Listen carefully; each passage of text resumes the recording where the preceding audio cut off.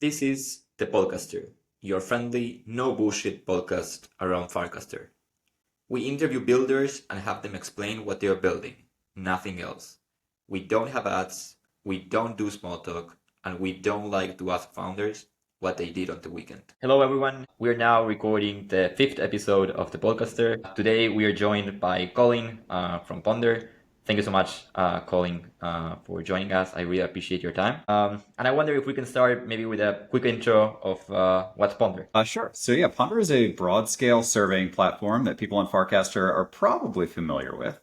We've had quite a few people answer our polls at this point in time, but we're built on Farcaster, and that enables us to generate really wide distribution for the types of surveys that go out. And those surveys include polls and questions and answers, and also allows us to do interesting things when it comes to smart contracts. So things like adding bounties to those polls or those surveys, gating them on the front end, or a whole host of other kinds of capabilities that are really only unlocked because we're building on Farcaster, which we absolutely love. Great. So I wonder if you could explain, like, what's the problem that you're trying to solve with Ponder? Sure. So really high level, right? If we start at the top, what we're trying to do is help curious people get answers to the questions that they have, right? And that's a little bit abstract.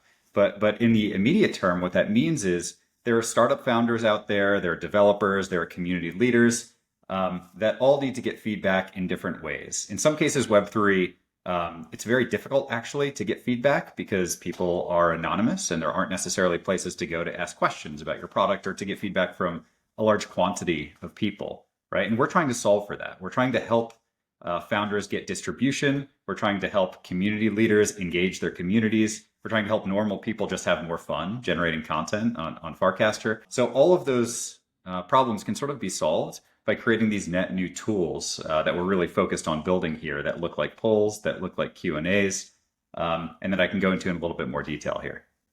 Yeah, we'd love for you to deep down into what Ponder looks like today. Like, what sort of features you have, what are polls, what are Q&As? Yeah, absolutely. So everything sort of ladders up to this idea of having surface area within Farcaster, right? So because we're a developer on Farcaster and we have access to something called frames, which your audience is probably familiar with, we can build these mini experiences within those frames. So if you're just scrolling through your feed and your Farcaster feed looks a lot like your Twitter feed, you're eventually going to get presented with different types of frames that are owned by developers.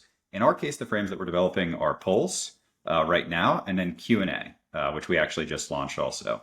Polls are pretty straightforward, right? People know how polls work historically on Twitter, but they're supercharged, right? You can think of them as almost like the expansion pack to normal polls when you use a Ponder poll, because you can deliver it, get a ton of feedback, and then dive into the responses in much more granular detail than you ever would have gotten outside of kind of a Ponder poll.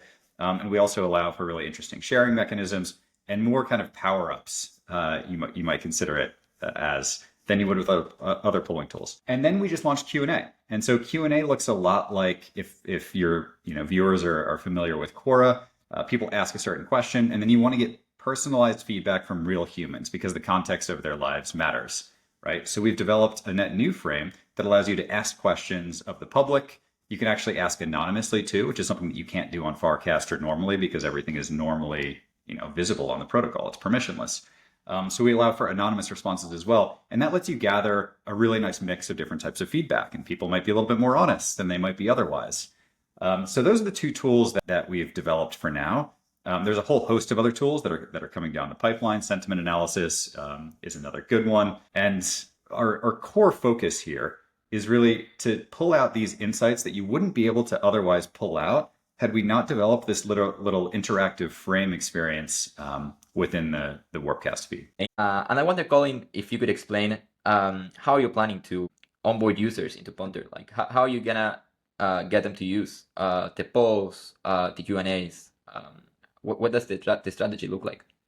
Yes, so far it has been building tools that people really love to use and making sure they know that those tools exist. I think those are the kind of two difficult parts. As far as building the tools, our team is super capable and we've got a pretty aggressive roadmap to make that happen over the next few months. As far as making other people aware of it, like one of the most important things that we do on Farcaster is we foster relationships with other folks who are kind of respected within the community, right? So we want to make sure people that have a large distribution or have a loud voice or really can get people motivated are asking polls as frequently as possible. Because it turns out when you see someone that you respect asking a poll, the automatic switch that happens in your mind is, okay, should I ask a poll? Like, what's something that I could ask a poll about? And the same goes for Q&A. And we're seeing both of these things kind of accelerate over time. So when Balaji or Fred Wilson or Vitalik asks a Ponder poll, everyone else starts to say, well, oh shit, okay, maybe I should be doing this too. And I think that's going to be something that is relevant to anyone who's building on social networks, right? Is sort of look to the leaders and build a product that they want to use. And then by virtue of their using it, we'll see other people follow. So that's kind of the near term view. The polls that we're developing here as well are also viable to be multi-platform, right? So like we could take them over to Lens and XMTP relatively rapidly. And that's another sort of approach to distribution that we'll think about after Farcaster. But for right now, it's really build the tools that people really love. Make sure you respond to consumers or respond to customers. Implement the things that they ask you to implement, oftentimes, not all the time, but oftentimes. And then make sure you do that for the leaders in the community as well. And that's how we've started to see a real snowball effect happen with the polls. Cool. And I wonder what's like the long-term play for Ponder. So like, what do you imagine Ponder would look like 3 years from now, 4 years from now?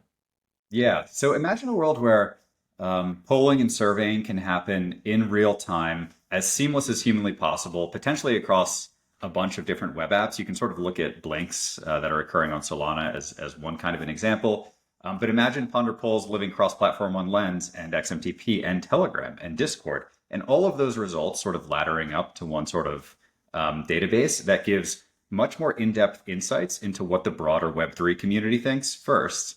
But then we want to break outside of Web3 as well, right? So you can imagine a world where the fitness channel or the food channel or the chess channel or the tabletop channel, right? They start to generate enough content via these Ponder tools, the polls and the Q&A and the sentiment analysis and all these other elements, that the people that we can attract are no longer just interested in Farcaster or no longer just interested in Web3, right? They're just interested in that topic. And it just so happens that all of the insights that we've been collecting using Ponder tools across a multitude of platforms are making their experience better or create an experience that is much more intriguing to them than just going to like Twitter and seeing what a few different random people think about any topic that you care about.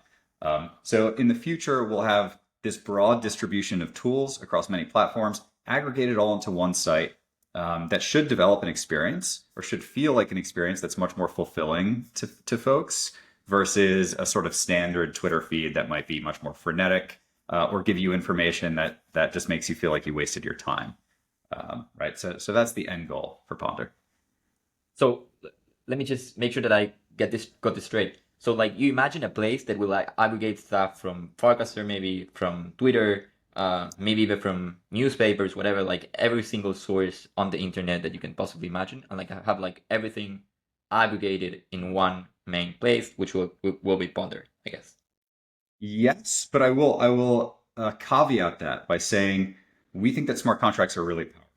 And right now, the places where we can utilize smart contracts to, for instance, add bounties to polls or add bounties to surveys are decentralized social. And so we want to make sure that we bake in that capability into everything that we do. So at some point in the future, absolutely, we'll have things like Medium posts or tweets from, like Paul Graham or Mark Andreessen or whoever else. I guess Mark Andreessen's tweets are now all automatically cast as well.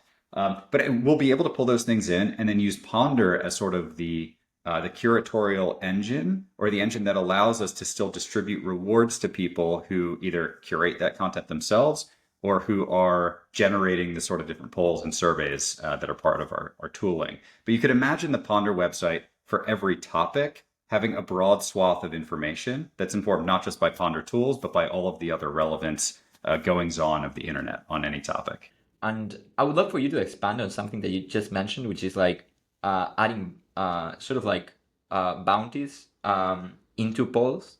So sort of like adding like crypto capabilities into these features that you're launching. I don't know if that feature is already live, if that's something that you're gonna deploying soon, but I would love for you to explain how that looks like. Yeah, so we implemented bounties quite a while ago, actually, before composer actions were even a thing. We had bounties. And you had to create them within a frame that we built, which would then let you launch another frame that had the poll with the bounty attached. Luckily, Farcaster has progressed over time and made it much easier to create polls like as an action in and of themselves. We have yet to convert our bounty feature over into those native pulls, into that native composer tool. We'll do that in the next few weeks here. So we'll have that back online. But effectively what that allows for is people to create a pull, add some sort of a bounty to it. Previously it was degen, right? Because that's kind of like the de facto currency on Farcaster. And then when people answer your pull, they would have a 50% chance of earning whatever that reward is. And that number is arbitrary, right? So we can, over time, allow people to decide, what the chance of earning is. And then we're also developing open rank scores, or we're implementing open rank scores, which will allow people who deliver surveys to decide, okay, I only want to reward people that have, this social rank of X or higher, to ensure that you're not just paying out bots from those polls as well. So those were live historically. They're on like a little bit of a pause. You can actually still create them on our web app currently. But in terms of the native polling tool, they're not there yet. They will be there shortly. But you could imagine those also applying to Q&A. And I mentioned that because we're actually launching bounties on Q&A today at the time of recording this podcast. And we have a big sort of campaign that's going out. We're going to be giving away 3,000 optimism. And the way that works is people are able to create their Q&A frame. You ask whatever question you want of the community. You start to aggregate all of the responses. So let's say you get 10 or 20 different responses.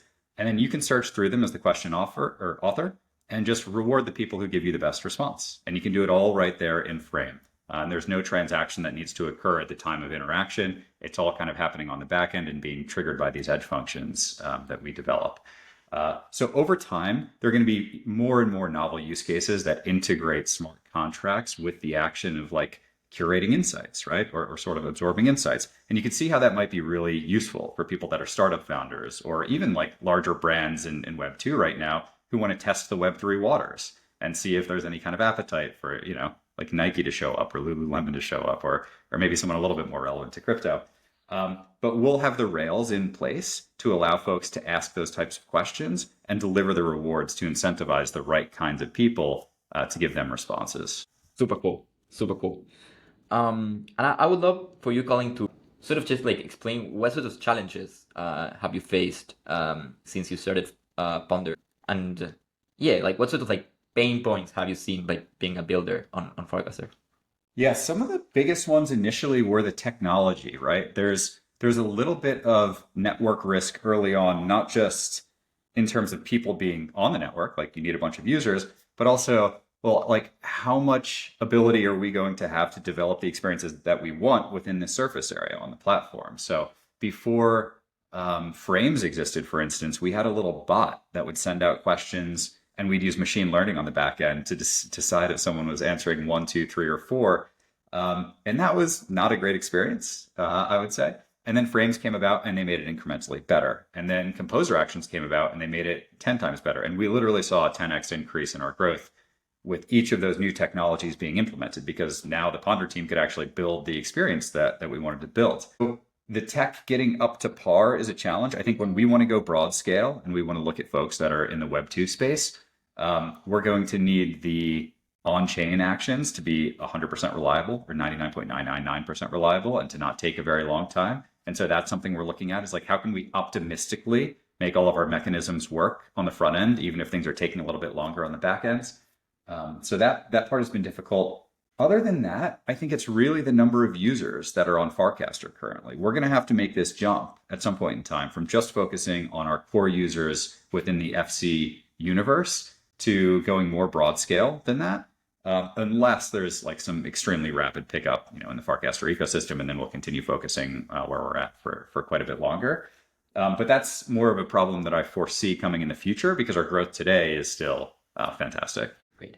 So there's something that we haven't discussed yet, because we went straight into the product, which is what's your background? Like, how did you end up building Ponder? Great question. So my background is I was an English major in college, and then I worked at American Express in marketing, and then I got deeper and deeper into product when I was at American Express. And then when I went over to Apple, I joined the Apple Pay team there. So I managed our relationships with all the big credit card issuing banks in North America. And then I got put in charge of marketing for Apple Cash when that came out. It's sort of the peer-to-peer cash transfer product in the US. So I oversaw that from literally like the day it launched to more than 50 million users. The whole time, though, I was sort of that person in the background at family gatherings who's talking about crypto literally since like 2013. I tried to get Apple to do a bunch of stuff in crypto. I actually wrote a white paper and said, here's the 7 things we should do, and was on a research team there. So I've always been very into crypto. As far as getting onto Farcaster, one of my co-founders from the last company that I started, he just kept pestering me and saying, you got to be on Farcaster, you got to be on Farcaster, you got to be on Farcaster. And that was back when there were like 4,000, 5,000 people on the entire network. But I joined and absolutely loved it because there was so much builder energy going on, so many people just willingly answering questions that other people had. So I found myself spending a lot of time there, and I didn't spend a lot of time on Twitter. So I started to think like, well, why do I want to spend time here? And it's because the ethos of the platform and the protocol is so strong. The leadership team, the Farcaster team that's developing it, just has such a clear vision and a sort of efficient, ruthless approach to getting things done. And also just the place that it lives is right where I want to live when it comes to decentralization versus centralization and building something that's actually useful to many millions of people. So then I found my co-founder, Ben, there. He was our first full-time engineering hire at that other company. And then we just started kind of building things for fun on Farcaster because we liked that we had the ability to do that. We were just kind of curious. And then as things progressed with the protocol and we sort of seeing what the future potential was here, we said, okay, like it's time to go all in here. And that's really when Ponder was founded. And we brought on Eric and Matt to the team. And we started going full bore on making this a reality. We're reaching the end of the episode, but I would love for you to share any alpha that you can about Ponder. Like what sort of features are you planning to launch in the short term? And yeah, like what are you excited about? Yeah, I mean, literally today. So for people listening to this, maybe they're not going to hear it today, but we're launching bounties for Q&A. So we won 40,000 optimism actually a while back that we have to use for growth marketing purposes. And what that means is we're going to be distributing the optimism via smart contracts to people who engage with our products. Today's going to be the first test of that. We're taking about 3,000 optimism, and we're going to allow people to reward respondents. So if you ask a question, someone responds well to it, you'll be able to just reward them optimism coming straight from the bank of Ponder, so to speak. So that's going to be an interesting test today. We're going to be moving into sentiment analysis at some point in the future too. So you could imagine there being weekly or quarterly polls that go out on specific topics so we can see trend lines over time, right? And how people believe, how is crypto doing right now? Or how is like the VC market right now? And so that's going to add an interesting element to the types of discussions that we have within the Ponder web app as well. But all of these things are going to ladder up to this sort of net new type of experience that's contained within these frames for those who are on Farcaster, but then creates like a whole new playground for us to generate a separate experience with separate surface area on the Ponder web app. So folks can look forward to us having a bunch of optimism to give away in interesting ways. So they should keep an eye out for that. And also net new tools that should hopefully make engagement on Farcaster more fun too, right? At the end of the day, a lot of people want to be entertained in the place that we're building, and we hope that we can provide a lot of that entertainment. Well, Colin, thank you so much for your time. I really, really appreciate it. It's super interesting what you're building, and yeah, it was a pleasure to have you here. Awesome. Thanks for having me.